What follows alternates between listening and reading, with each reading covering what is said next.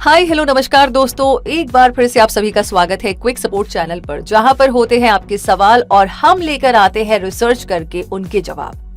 वैसे एक बात बताइए, क्या आप जानते हैं कि हमारी बॉडी में बहुत सारे माइक्रोब्स यानी सूक्ष्म जीव मौजूद हैं, जिनकी संख्या ट्रिलियंस में है, लेकिन ये हमारे शरीर को नुकसान नहीं पहुंचाते, बल्कि डाइजेशन और मेटाबॉलिक रेट बैलेंस रखने जैसे बहुत सारे इम्पोर्टेंट काम करते हैं, जिनसे हमारी बॉडी सही तरह से काम कर पाती है। लेकिन पैथोजेंस यानी कि रोगजनक, वो इतने अच्छे बिल्कुल भी नहीं होते, बल्कि उनका रोल तो मूवी के विलन जैसा होता है, यानी सिर्फ परेशानियां खड़ी करना और हमारी जान खतरे में डाल देना। ये पैथोजेंस भले ही माइक्रोब्स के क्लोज कजिन्स लगा करते हैं, लेकिन ये उनसे बिल्कुल अलग सोच रखते हैं, क्योंकि उन्हें तो सिर्फ नुकसान पहुंचाना पसंद होता है। और इनकी स्ट्रैटेजी भी इतनी डेंजरस होती है कि इन्हें जहां से खाना मिलता है, ये उसी की जान के पीछे पड़ जाते हैं, यानी उसको बीमार बनाने को अपनी ड्यूटी और खुशी दोनों समझते हैं। अब आप यहाँ पर कंफ्यूज हो जाओ, उससे पहले ही मैं आपको बता दूं कि ये पैथोजन ऐसे माइक्रो ऑर्गेनिजम्स हैं जो बीमारी पैदा कर सकते हैं। इन्हें आप इन्फेक्शियस एजेंट भी कह सकते हैं और जर्म भी। पैथोजन एनिमल्स, प्लांट्स और ह्यूमन सब में डिजीज का कारण बनते हैं।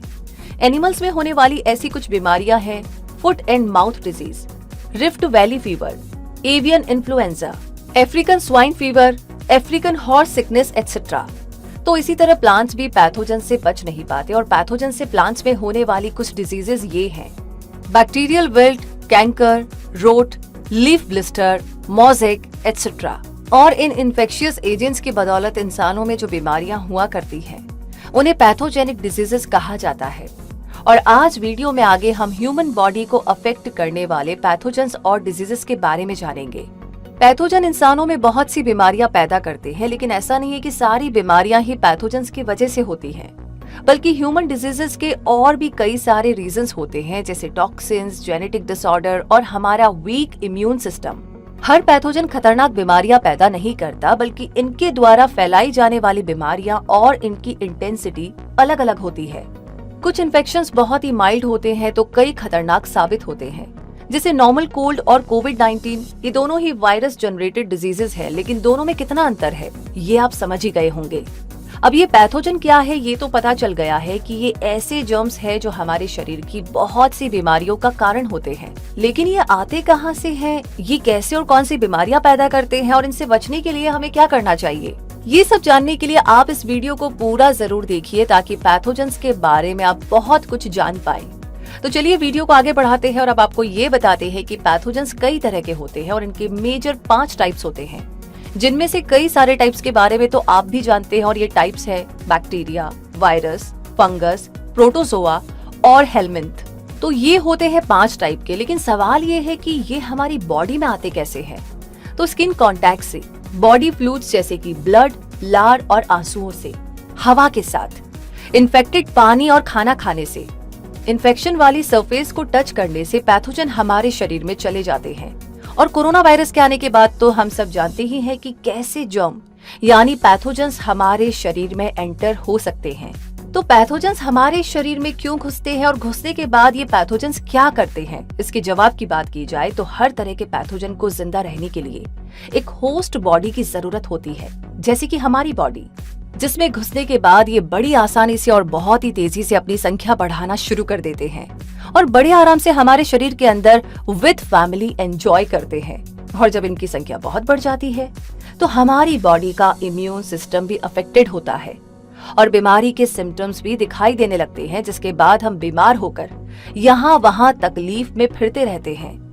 ये ह्यूमन बॉडी में बीमारी फैलाने का काम इतना तेजी से करते हैं कि कई बार तो हमें समझ ही नहीं आता है कि हमारे पेट में दर्द क्यों हो रहा है, हमारा जी क्यों घबरा रहा है, या हमारी भूख कहाँ चली गई है। और जैसे ही मेडिसिन के जरिए इन्हें बाहर का रास्ता दिखा दिया जाता है, तो ये बिना बुरा माने दूसरे होस्ट की तलाश में लग जाते हैं, क्योंकि इनकी लाइफ का पर्पस एकदम क्लियर होता है, सिर्फ और सिर्फ बीमारी फैलाना। अब जब पैथोजेंस की लाइफ का पर्पस यहाँ पर हमें पता चल ही गया है, तो इन विलेंस के बारे में थोड़ा बहुत और जान लेते हैं। सबसे पहले जानते हैं बैक्टीरिया के बारे में। हमारे शरीर में जहाँ अरबों कोशिकाएं मौजूद हैं, वहीं बैक्टीरिया ऐसे सूक्ष्म जीव हैं जो केवल एक सेल से बने होते हैं, लेकिन इनकी शेप्स, फीचर्स बहुत तरह के होते हैं। ये इतने एडजस्टेबल हुआ करते हैं कि कहीं भी रह सकते हैं, मिट्टी में, हवा में, पानी में और हमारे शरीर में भी। और ये तो आप जानते ही हैं कि हर बैक्टीरिया खराब नहीं होता, लेकिन जो बैक्टीरिया खराब होते हैं, इन्फेक्शन पैदा करते हैं, उन्हें पैथोजेनिक बैक्टीरिया कहा जाता है। और इनसे होने वाली डिजीजेस में शामिल है टाइफाइड, हैजा, डिप्थीरिया, टिटनेस और गोनेरिया जैसी बीमारियां। बैक्टीरिया के बारे में जान लेने के बाद अब बात करते हैं वायरस के बारे में। वायरस जेनेटिक कोड जैसे डीएनए या आरएनए के एक पीस से बने होते हैं और प्रोटीन की कोटिंग से प्रोटेक्ट रहते हैं। इनका साइज तो बैक्टीरिया से भी छोटा होता है, यानी लार्जेस्ट वायरसेस स्मॉलेस्ट बैक्टीरिया से भी छोटे होते हैं। वायरस होस्ट के बिना सरवाइव नहीं कर सकते, क्योंकि इन्हें सरवाइव करने के लिए लिविंग सेल्स की जरूरत पड़ती है, जो ह्यूमन बॉडी, एनिमल्स और प्लांट्स में होती है। और लिविंग सेल्स के बाहर ये बहुत ही कम टाइम के लिए जिंदा रह पाते हैं। हमारी बॉडी में एंटर होते ही ये ज्यादा वायरस प्रोड्यूस करना शुरू कर देते हैं। ये लीवर, रेस्पिरेटरी सिस्टम और ब्लड सेल्स पर अटैक करते हैं और कई केसेस में तो वायरस बैक्टीरिया को भी टारगेट कर लेते हैं। ये ह्यूमन बॉडी में कई तरह से आ सकते हैं, जैसे सांस के साथ और लार के साथ, आंसुओं के साथ और ब्लड के साथ भी। ये कितनी डेंजरस डिजीजेस के लिए रिस्पॉन्सिबल होते हैं, ये आपको नाम सुनकर के ही समझ आ जाएगा।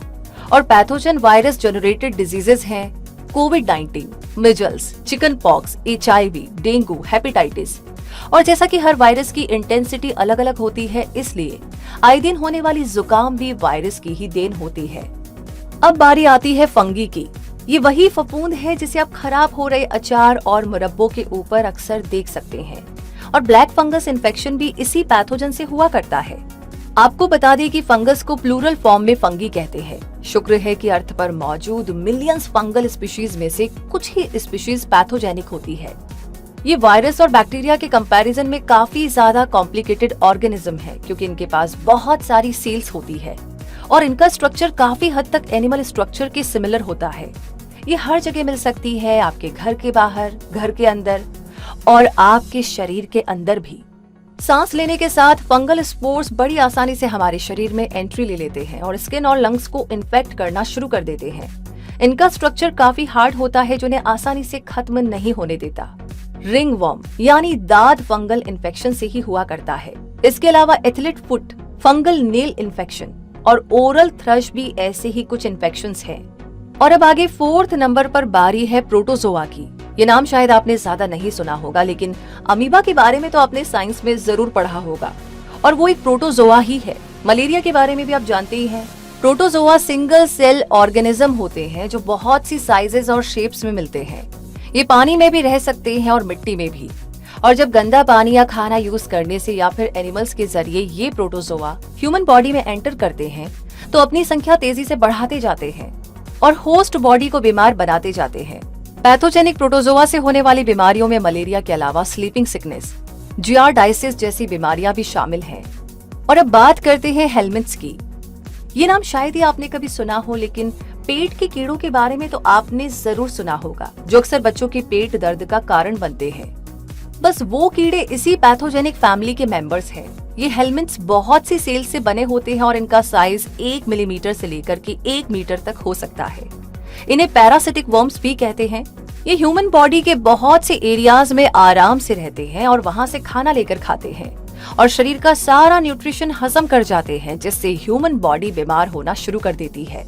ये वर्म्स इन्फेक्टेड टॉयलेट्स का यूज करने से, इन्फेक्टेड फूड से, गंदे हाथों से और ऐसी सरफेस के हाथ लगाने से जहां इन वर्म्स के अंडे हो, हमारे शरीर में घुसने का रास्ता बना लेते हैं। इनसे होने वाली बीमारियों में एस्केराइसिस, हुकवर्म और ड्रैगनक्यूलाइसिस जैसी कई सारी डिजीजेस शामिल हैं।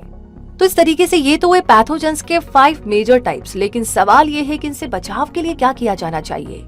तो इसका कुछ अंदाजा तो आपको वीडियो के दौरान ही हो गया होगा, यानी हर तरह से साफ सफाई का पूरा ध्यान रखा जाए, बार बार अच्छे से हाथ धोए जाएं, खाना और पानी साफ रखें, पर्सनल आइटम्स जैसे कि ब्रश, रेजर वगैरह शेयर नहीं करें और जरूरत के अनुसार वैक्सीन भी लगवाएं।